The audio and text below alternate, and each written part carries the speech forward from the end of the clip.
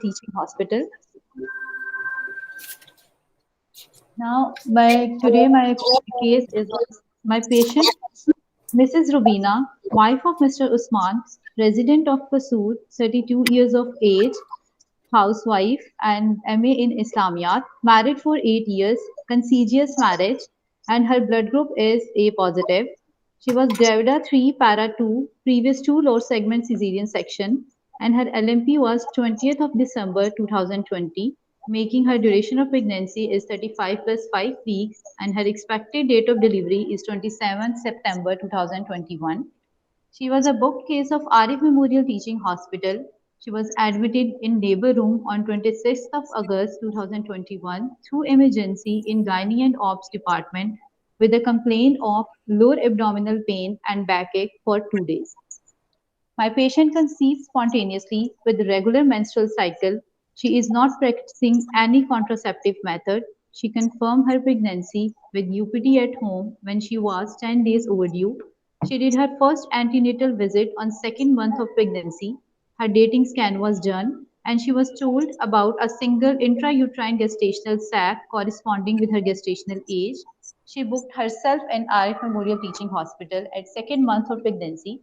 Her blood pressure and blood sugar record was checked and that was normal according to the patient. And she was prescribed tablet folic acid which she took regularly. There is no any history of excessive nausea and vomiting or any history of PV, bleeding, PV discharge or high grade fever through a rash or burning micturition. She had a regular antenatal follow-up. She felt quickening at fifth month of gestation. Her anomaly scan was done, which was normal according to the patient. She had a history of PV discharge for which she was prescribed per vaginal cream in HS for 7 days. At 6 months of gestation, her OGTT was done at 6 months of gestation, which was deranged, and she was admitted in hospital for BSL 6 levels monitoring, and she was counseled regarding dietary modification and started taking tablet glucophage per oral TDS as prescribed by a doctor. Her perception about her tummy was normal, and she gave history of GDM in her previous pregnancy. Her all baseline investigation was done, which was normal according to the patient. She did her regular antenatal visits and her regular growth scan was done, and which was normal. And patient was reassured about fetal movements, like and placental localization. She had a history. Her blood sugar and blood sugar and BP was checked at every antenatal visit, and that was normal. She regularly taking her tonics and oral hypoglycemics, and her blood sugar record at home was normal. Now she had a history of lower abdominal pain and backache for the last 2 days. She presented with a complaint of lower abdominal pain that was intermittent in intensity, coming after every 15 to 20 seconds and radiating from the lower abdomen towards back. She gave history of burning micturition and recurrent PV discharge, and there is no any history of the PV bleeding.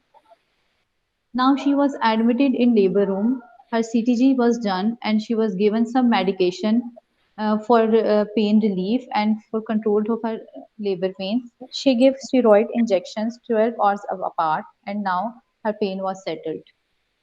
And in past obstetrical history, there is a male child at 7 years of age at term emergency lower segment C-section was performed due to fetal distress at Arif Memorial Teaching Hospital with no history of GDM, PIH or any intrapartum antenatal or postpartum complication.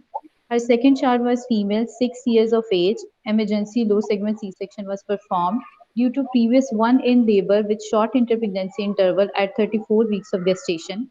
There is a history of GDM in this pregnancy and for which patient was taking tablet glucophage and her blood sugar level was controlled in previous pregnancy. She was not checking her blood sugar levels after 6 weeks of gestation, postpartum. And in her gynecological history, her age of menarche is 14 years with regular cycle of 6 by 28 cycle length. She used 2 to 3 pads per day, but there is no any history of dysmenorrhea or vaginal discharge.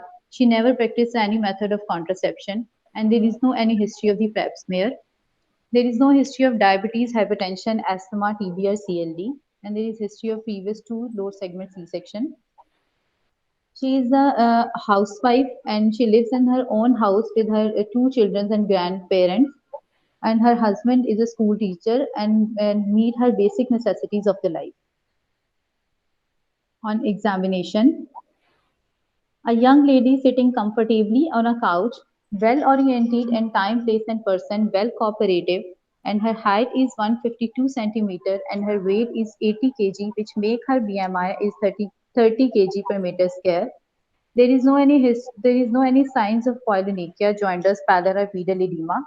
Both breasts are symmetrical. Thyroid and spine examination seems to be normal.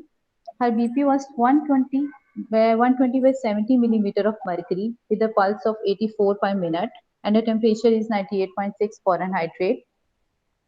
On her abdominal examination, there is a symmetrical protuberant abdomen with centrally everted umbilicus and history and there is a previous scar, financial scar is seen. There is no any history of stria gravidism, visible pulsations or veins. Symphysiofundal height was 36 centimeter, longitudinal cephalic corresponding to the gestational age. Liquor seems to be adequate. Scar tenderness was negative and palpable contractions of 2 by 10 mild in intensity for 15 seconds. An estimated fetal weight is 2.8 kg and the fetal heart rate was appreciated and that was 130 to 135 per minute. And on sterile per speculum examination is a Kurdi wide discharge and osseous close.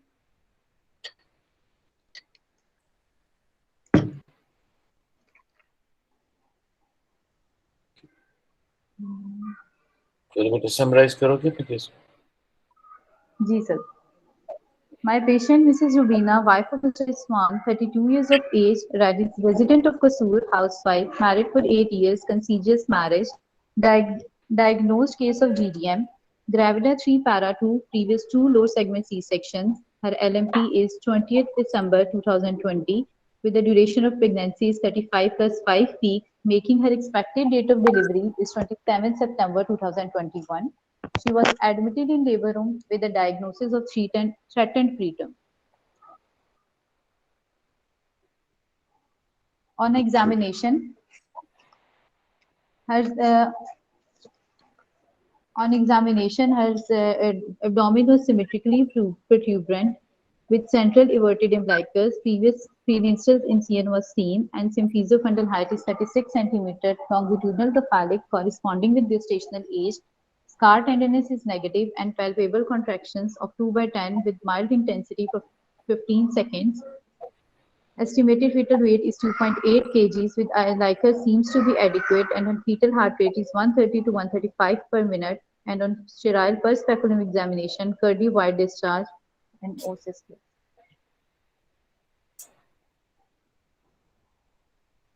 अच्छा, why did you do the speculum examination? So due to history of previous discharge. For discharge. Would you like to do something else with this? Sir, HVS. HVS. Okay. और कुछ? Investigation क्या करोगे? Sir, I will like to perform a CBC with indices, urine complete and with microscopy and biochemistry, blood sugar levels, HbA1c, have B surface antigen and NT-HCV.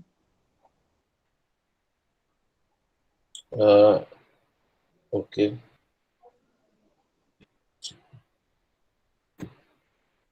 कुछ और? That's it. So, and I would like to have scans, ultrasound scan, dating scan, anomaly scan, and recent scan of a patient. Okay. चलो. इसके अलावा कुछ और? The CTG.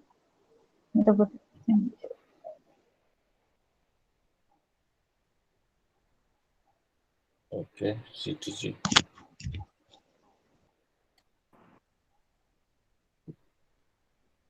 बस? जी sir. Okay, good. Sure. Why did you have the HbA1c right now?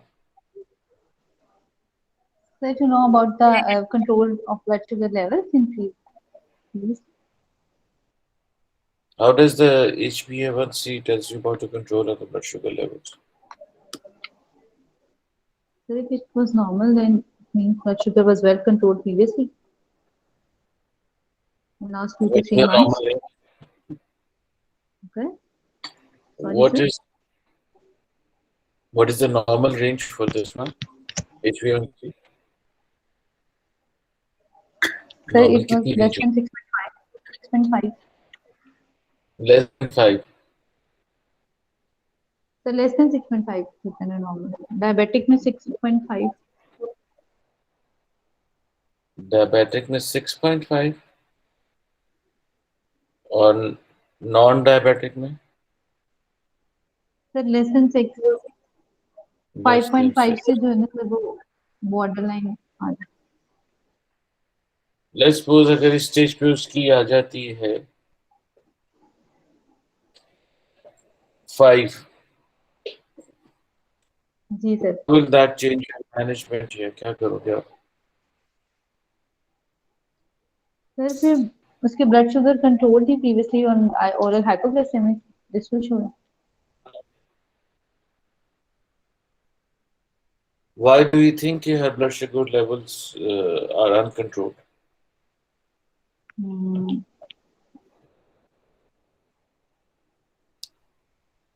Sir, नहीं फिर symptoms तो ऐसे patient uncontrolled. क्या फीचर्स होते हैं जब ब्लड शुगर अनकंट्रोल हो during pregnancy? Blood sugar sir patient की एक तो बीएसएल लेवल्स हम कराएंगे उससे हमें पता चलेगा और फीचर्स ये होंगे कि पॉलीहाइड्रोनियस हो सकता है मैक्रोसोमिक बेबी। मेरी बात जी सुनो, सर। थोड़ा सा आहिस्ता बोलो, ऊंचा बोलो प्लीज। स्पीक स्लोली ऊंचा एंड बोलो लाउड। सर। थोड़ा सा ऊंचा बोलो और थोड़ा सा ठीक है सर। आहिस्ता बोलो। पॉलीहाइड्रोनियस हो okay. Sir she can have polyhydramnios हो सकता है मैक्रोसोमिक बेबी हो सकते हैं सर एनॉमलीज बेबी में हो ओके सकती हैं सर ओके। और इस पेशेंट सर में ये क्या फीचर था कि जिसमें आपने सस्पेक्ट किया कि उसकी ब्लड शुगर कंट्रोल नहीं है? सर पेशेंट में ऐसे फीचर्स नहीं थे उसकी वेल कंट्रोल रही है अकॉर्डिंग टू द पेशेंट और उसकी एग्जामिनेशन भी। But then why do you at this stage want to have this HbA1c?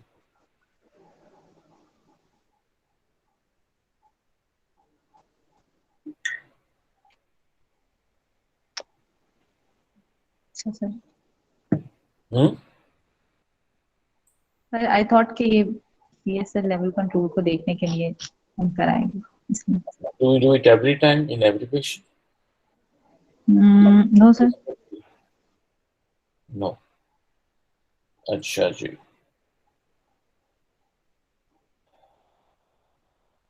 कुछ और इन्वेस्टिगेशन में आपने मिस तो नहीं किया? सर एचवीएस HbA तो आपने कह दिया था बेटा। नहीं sir. No. How do we take the HbA? Speculum के थ्रू पोस्टीरियर फॉर्निसिस से हम लेते हैं पोस्टीरियर विजाइनल फॉर्निस। नहीं, उसका मुझे बेटा वो तरीका बताऊं? हाँ तरीका बताओ। सर लिथोटमी पोजीशन में पेशेंट को करके with consent and after that with speculum Does the स्टेराइज patient कर have to be in a lithotomy position? Not necessity. फिर आप नहीं दूसरी तरह taken बताऊं? HbA in an outdoor? Yes sir. Okay, तो किस तरह लेते हो? Sir through speculum posterior vaginal fornix से हम जिस लेते हैं और खुद ही आ लेबल जाता करके। नहीं सर। फिर सर उसकी जो स्टिक होती है उसी से लेते हैं। उस स्टिक को क्या कहते हैं? अच्छा, what kind of discharge do you think she has? Curdy white. Very white. तो अगर इसको आपने लेबल करना हो कि किस टाइप का डिस्चार्ज है तो क्या करोगे? सर उसको ये लेबल करेंगे कार्डी वाइट फंगल इन्फेक्शन होता है। ओके, फंगल इन्फेक्शन को किस तरह डायग्नोज करते हैं? किस तरह डायग्नोज करते हैं सर? हाँ, सर एक तो कंफर्म कैसे करते हैं? चलो, सर वो तो थ्रू एचवीएस होगा ना हमारे पास कंफर्म उसकी ग्रोथ होती है। एचपी में क्या देखेंगे, क्या आएगा या रिपोर्ट में क्या लिख के आएंगे? कैंडिडियासिस आ जाएगा सर। तो लिख देंगे कैंडिडियासिस आ जाएगा, कैंडिडा इन्फेक्शन। पर जो देखता होता है वो क्या देखता है उसमें?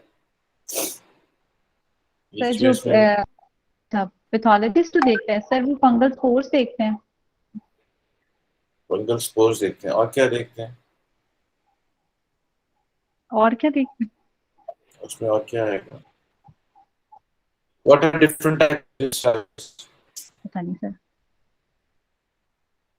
अच्छा, sir what different are types different of. types of discharges जो होते हैं पेशेंट्स को, किस किस टाइप के अच्छा होते हैं? सर ये फंगल इन्फेक्शंस में हम कार्डी वाइट डिस्चार्ज देखते हैं, या अगर बैक्टीरियल में क्रीमी वाइट डिस्चार्ज होता है मोस्ट ऑफ द टाइम।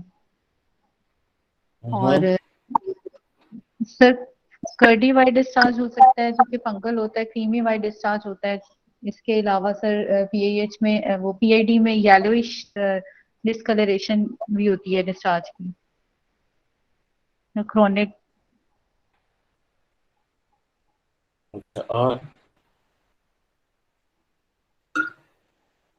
और कोई टाइप और का डिस्चार्ज होता है? जी सर, और किसी और टाइप का डिस्चार्ज? हाँ, आपने मुझे दो बताए हैं अभी। एक मेरा ख्याल है तीन सर। बैक्टीरियल बताया है, एक आपने मुझे फंगल बताया है। जी सर। और सर येलोइश डिस्कलरेशन भी होती है डिस्चार्ज की, जो ओके, कि वो किस क्रोनिक। तरह? किसमें हो सकता है सर वो? सर मिक्स इन्फेक्शन इसमें हो जाते हैं, या क्रोनिक पेल्विक इन्फ्लेमेटरी डिजीजेज जिन पेशेंट्स की होती हैं, क्रोनिक पेल्विक डिस्चार्ज इसका होता है उसमें मोस्टली सुपर इम्पोज। अच्छा, चलो, what is your differential diagnosis in this patient?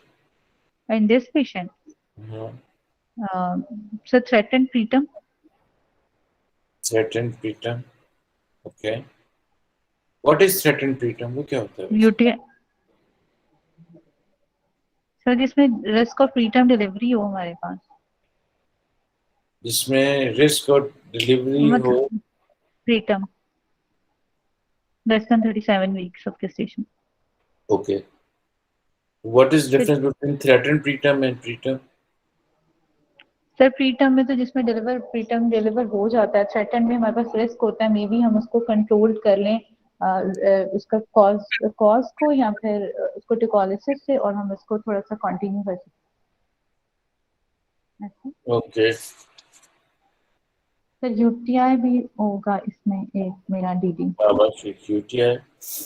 और सर पीवी डिस्चार्ज में इन्फेक्शन।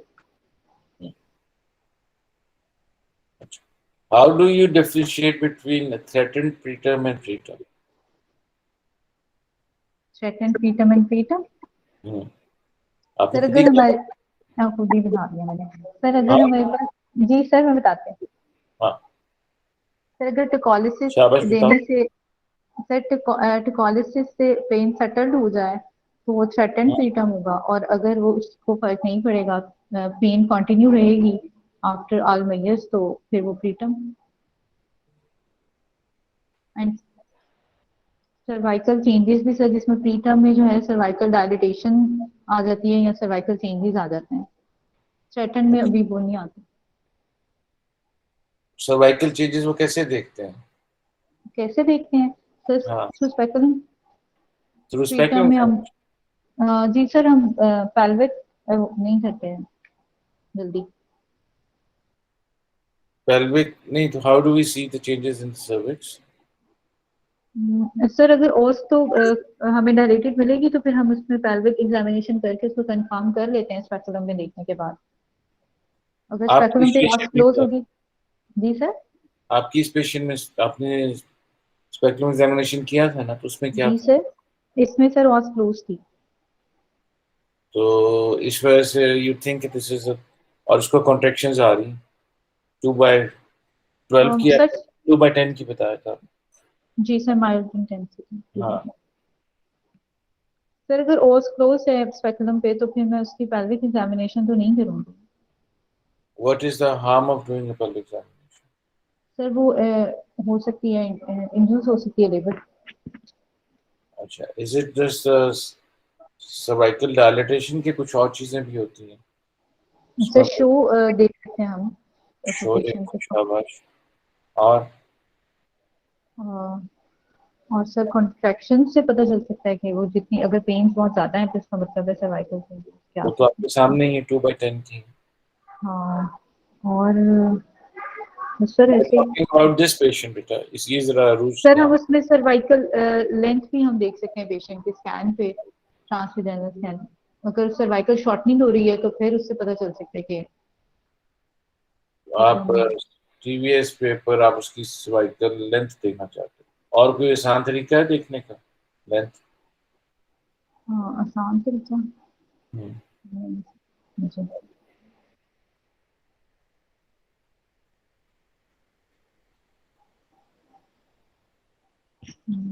नहीं सर, यही पता है। यही है? जी सर। पहले एग्जामिनेशन पे नहीं देख सकते? पेल्विक एग्जामिनेशन पे। हाँ। जी सर देख सकते हैं। वो आसान है कि अल्ट्रासाउंड ज्यादा आसान है? नहीं sir, pelvic examination. Why are you afraid of doing the PV in this patient? Sir, because in this patient also is closed and sir फिर pelvic में मेरी assessment तो मैंने ये देखी। हाँ। सर ऑस क्लोज थी इसीलिए तो मैं pelvic एग्जामिनेशन नहीं करेंगे। अच्छा, pelvic एग्जामिनेशन करने का हार्म क्या है? सर लेबर इंड्यूस हो सकती है उसकी। By doing a pelvic examination? किस तरह? हम्म, किस तरह? हम्म। सर वो मुझे खाना नहीं आ रहा। क्या नहीं आ रहा? सर जिस तरह हम स्वीपिंग करते हैं तो उससे भी तो लेबर इंड्यूस करने के लिए करते हैं ना, तो pelvic एग्जामिनेशन स्वीपनिंग? इसलिए। What is sweeping? अच्छा। तो जो लेबर टर्म पे जो पेशेंट्स होते हैं उनपे हम्म। हम लेबर यूज करने के लिए जो है वो थ्रू फिंगर्स जो है ना उसको इंडक्शन, वो स्वीपनिंग जो मेम्ब्रेन से हम स्वीप करते हैं। Okay, what is the difference between sweeping and pelvic examination? Sir पहले की एग्जामिनेशन में फिर हम सिर्फ असेस करते हैं और स्वीपनिंग में तो सर हम उसको मेम्ब्रेन्स को स्वीप करते हैं, पहले की एग्जामिनेशन में नहीं करते। ओके, तो फिर हम दोबारा मैं सवाल पूछ लेता हूँ। व्हाट इज द जी harm of doing pelvic examination in this patient? या हम कभी भी किसी प्रेग्नेंट पेशेंट को नहीं करते, pelvic करते?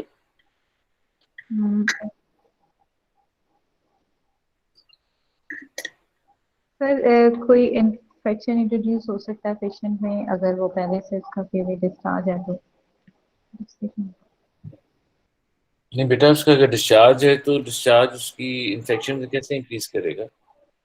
वो प्रॉब्ली, आप जो पेल्विक है ये किस तरह करते हो, क्या पहन के करते हो? Sterile gloves. स्टेरलाइट ग्लव्स, तो उससे इन्फेक्शन कैसे इंट्रोड्यूस हो जाएगी? हम्म, तो आप नॉन स्टेरलाइट तरीकों से करोगे फिर तो हो जाएगी। जी sir. And how do we diagnose preterm labour? How do we diagnose preterm labor? हाँ, Uh, सर क्लिनिकल एग्जामिनेशन। जिस तरह मर्जी बता दो, क्लिनिकल एग्जामिनेशन में क्या करते हैं? सर क्लिनिकल एग्जामिनेशन में हम प्रीटर्म को डायग्नोज करते हैं कि उसकी पैल्पेबल कॉन्ट्रैक्शन है या वही, तो उससे पता चलेगा कि आपने पेशेंट बता दिया कि इसकी 2/10 आ रही है, कि हर 10 मिनट्स में 2 कॉन्ट्रैक्शंस आ रही है 15 सेकेंड्स। माइल्ड एक, इंटेंसिटी को तो 3%। जी। Sir mild intensity for 15 second. Okay, ये उसको आगे। जी सर। और और सर उसके अलावा हम इसकी एग्जामिनेशन में जैसे स्पेकुलम पे हमने देखा या पैल्विक एग्जामिनेशन पे अगर कोई सर्वाइकल चेंज है या उसका शो पॉजिटिव है उस पे एक टेस्ट होता है फीटल फाइब्रोनेक्टिन, वो हम नॉर्मली वो क्या परफॉर्म होता नहीं करते। वो क्या होता है सर फाइब्रोनेक्टिन, वो व्हाट? हाँ।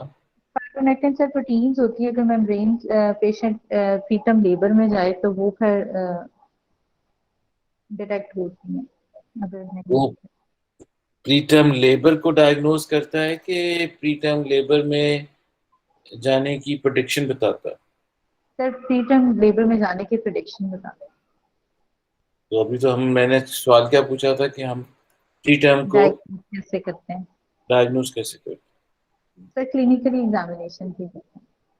क्लिनिकल एग्जामिनेशन में आपने कहा ये कॉन्ट्रैक्शन देखते हैं और क्या करते हैं? और सर सर्वाइकल चेंज देखते हैं। सर्वाइकल चेंजेस कैसे देखते हैं? सर थ्रू स्पेक्ट्रम और pelvic examination. Through spectrum and pelvic examination. चलो ठीक, शाबाश। अच्छा चलो, now we move on to the management part. अब हाउ जी will you sir. Manage this patient? Sir, I will admit the patient in labor room, counseling of the attendants regarding the current situation and risk of preterm delivery. I अच्छा। will do her CTC. I will give her a steroid cover uh, and the capsule Nifedil for tachylysis 20 milligram per orostat and after 30 minutes 20 milligram laterally. अभी बेटा एक second रुक And कर रहा, मुझे I have to जी take sir. This call. I have to take this call, एक second आप जरूर। Okay sir.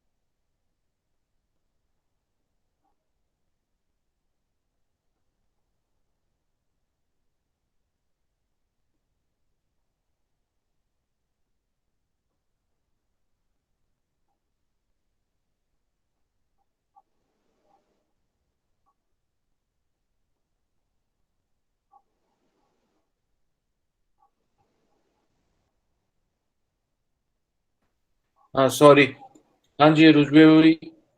जी सर। हाँ, मैनेजमेंट में क्या बता रहे थे आप? I will admit the patient in labor room.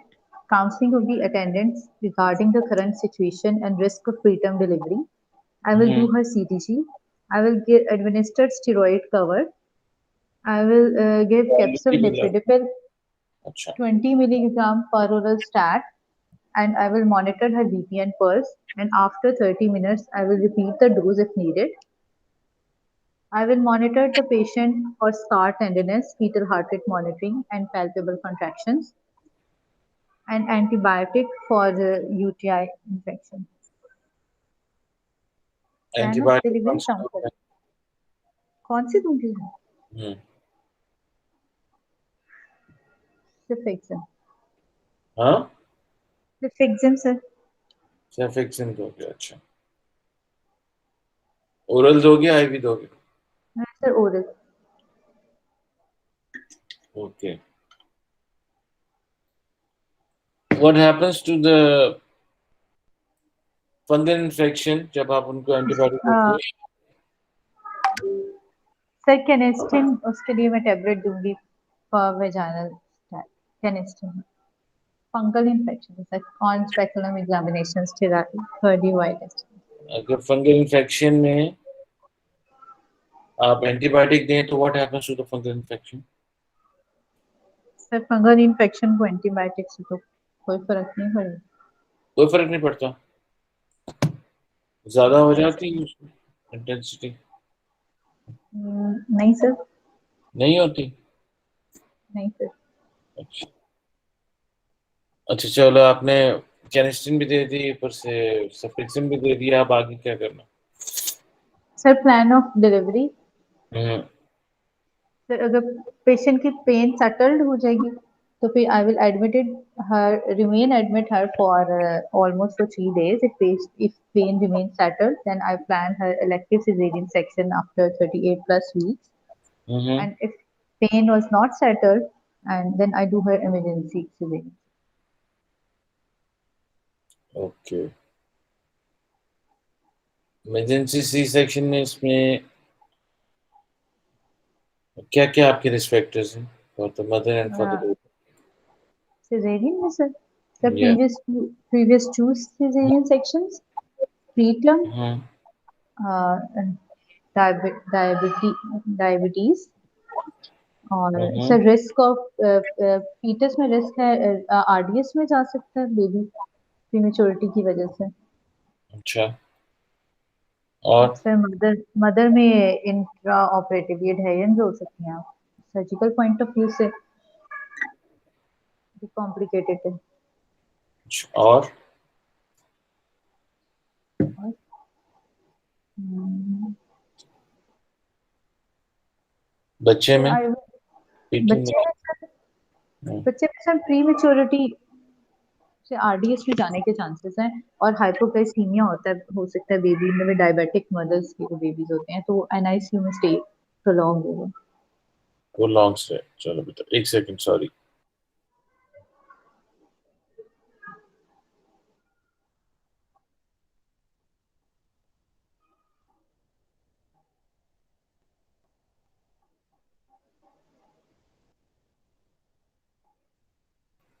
अच्छा,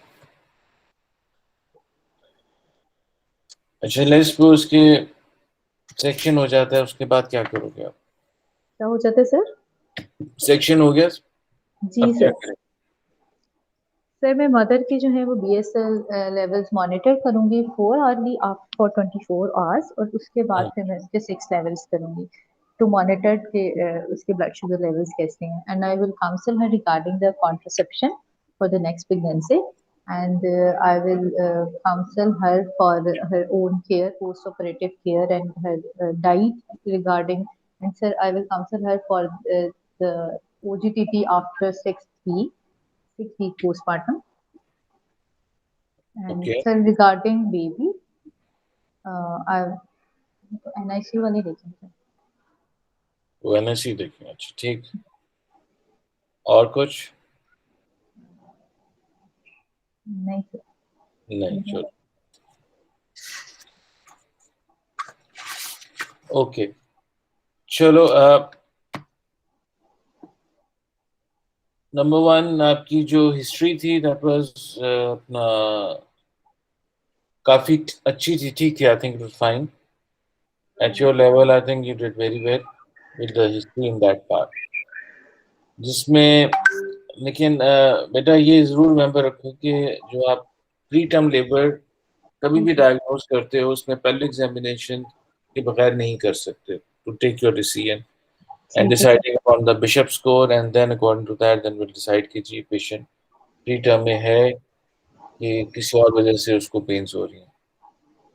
नंबर ठीक है। टू, ठीक, सिर्फ स्पेकुलम में सर्विस को देख लेना is not does not solve or या गिव अ डायग्नोसिस कि अनलेस के एंटिल आप स्पेकुलम एग्जामिनेशन करो और आपकी मेम्ब्रेन्स वहाँ पे बल्ज कर रही हो तो दैट्स अनदर स्टोरी। लेकिन जी सर। नॉर्मली प्री प्री जब जब भी आपको प्री टर्म का शक होगा, पीएस के साथ साथ पीवी पेल्विक एग्जामिनेशन करना इज इम्पोर्टेंट। जी एंड सर। आई डोंट, और अगर आप स्टरलाइज तरीके से करोगे तो उसमें आपका इन्फेक्शन को इंट्रोड्यूस करने के चांसेस होंगे वो कम होते हैं। और नंबर टू, इन्फेक्शन इंट्रोड्यूस करना तो वैसे ही अगर उसकी मेम्ब्रेन्स इंटैक्ट हैं उसके चांसेस कम ही होंगे, जिसको जिसमें हाँ लीकिंग हो तो then you have to be careful about that. Okay वो सर। तो करेंगे करेंगे अदरवाइज नहीं करेंगे। तीसरा, नॉर्मली अगर आप ये discharges you need to go back and read about that, क्योंकि उसकी जी आप सर। प्री टर्म की तैयारी की हुई थी, उसकी तैयारी नहीं की हुई थी, इसलिए उसको आपके जो है कितने टाइप के डिस्चार्ज होते हैं, उसमें कौन से कलर किस तरह डायग्नोज करते हैं विजुअल जी पे, सर। लैब में उसके क्या क्या फैक्टर्स हैं, वो पूरा एक टेबल बनाओ, क्योंकि ये तो नॉर्मली आपके हाँ जी। एग्जाम में ओके। तो डिस्चार्ज हर पेशेंट को ही ऑलमोस्ट होता है, तो these kind of questions can be asked any time. कौन सा ओके सर।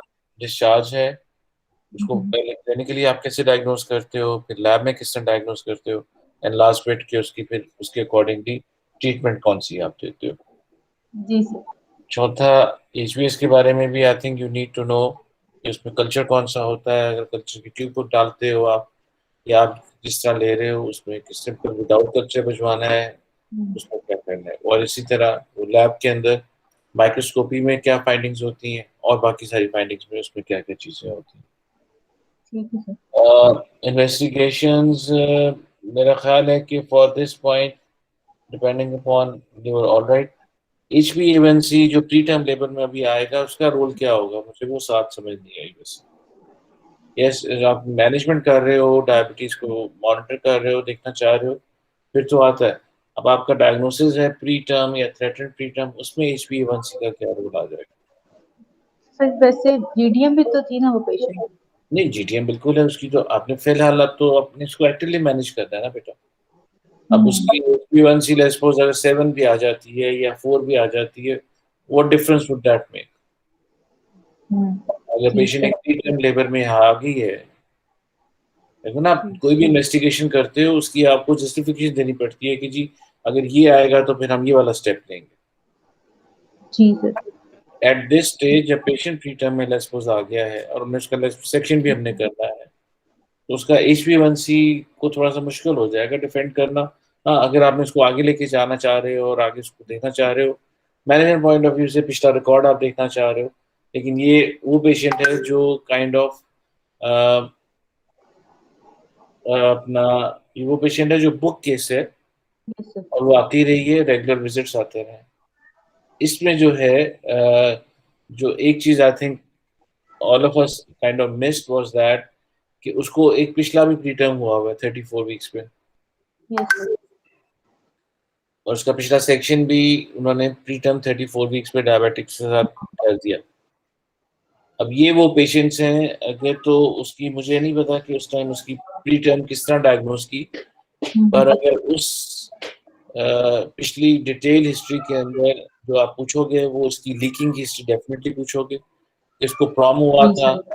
पेन स्टार्ट हो गई थी, क्या डायलिटेशन हो गई थी, क्या है, क्योंकि अगर तो ठीक। उसको 34 वीक्स के ऊपर प्रॉम हो रहा है, वो है, तो जब आप इनिशियली आपके पास आई थी तो maybe that could be an point जहाँ पे आप इसकी सर्वाइकल लेंथ वगैरह देखने के बाद, उसको डिस्कस करने के बाद एसके स्टिच की बात कर सकते हो कि जी क्या हम उसको स्टेप स्टिच लगाएं ताकि to prevent again a preterm in the next pregnancy, एक अगर वो सर्वाइकल इनकॉम्पिटेंस की वजह से हुआ है। नंबर 2, इस किस्म का पेशेंट जिसके पहले प्रीमेच्योर हुआ, उसमें रिकमेंडेड है कि अगर आप प्रोजेस्ट्रोजेंस उसको अपना राइट, देते हो ठीक। ड्यूरिंग, ताकि टू प्रिवेंट दैट एटलीस्ट। आजकल तो उन्होंने कहा है कि जी के रोल ऑफ ये क्या कहते हैं इनको प्रोजेस्टेरोन्स अपना कर वो एंड कंपेयर किया उन्होंने विद एसके स्टिच, दोनों के उन्होंने कहा जी रिजल्ट जो है वो कंपेरेबल है। तो एटलीस्ट अगर स्टिच नहीं लगाना था तो she should have been done ताकि ये वो करे। तीसरा ओके सर। अ, तीसरा जो इसमें हमने एस्पेक्ट जो था, कौन सी बात करना था इसमें, सॉरी। ओके, हाँ, शुरू में अगर हम वो दे देते शादी करते तो वो कह रहे हाँ। तीसरा जो डायबिटिक है, जब भी आपने उसके साथ स्टीरॉइड्स उसको लगाने हैं तो you have to make sure कि you need to monitor the